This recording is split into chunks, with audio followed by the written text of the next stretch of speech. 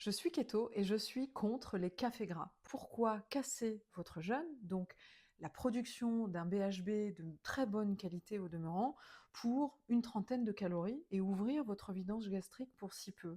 Rester en jeûne le plus longtemps possible, au moins le matin, de façon jeûne intermittent, pour être bien d'un point de vue gastrique, intestinal, émotionnel, hormonal, etc.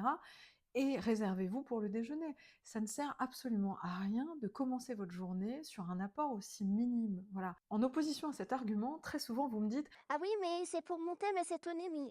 non, il n'y a rien qui fera monter plus votre cétonémie que de jeûner, ne serait-ce que 16 heures par jour. Ensuite, il y a encore autre chose que vous oubliez systématiquement. Parfois, en consultation, je compte le nombre de calories que vous avez devant vous, c'est-à-dire combien votre corps peut tenir sans apport de nourriture, à minima par jour pour un calcul métabolique moyen. Je peux vous dire que ça vous laisse pantois. Voilà, vous vous dites, mais ça, c'est pas possible en fait. Non, en fait, je peux tenir 122 jours sans manger là si je voulais. Bah oui, parce que votre gras, il est avant tout là-dedans. Il est dans votre ceinture abdominale, il est dans vos cuisses, et pour certains ou certaines, il est juste directement dans vos fesses.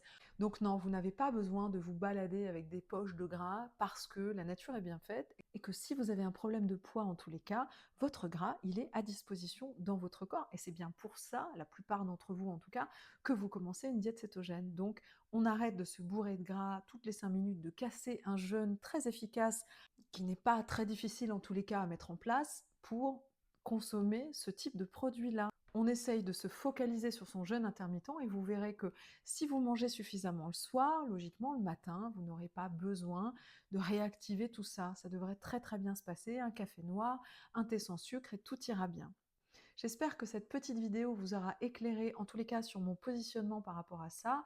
Sachez qu'en 3 ans de cétogène, 40 kilos de perdus, stabilisés depuis plus d'un an, je n'ai jamais eu recours à ce type de pratique. L'essentiel en cétogène est surtout de bien penser à saler son alimentation pour prévenir la perte en minéraux. Pour le reste, faites confiance à cette magnifique machine qui saura vraiment vous montrer le chemin si vous vous décidez à l'écouter. Et comme je vous le dis toujours, faites attention à ce que vous mettez là-dedans, mais surtout là-dedans.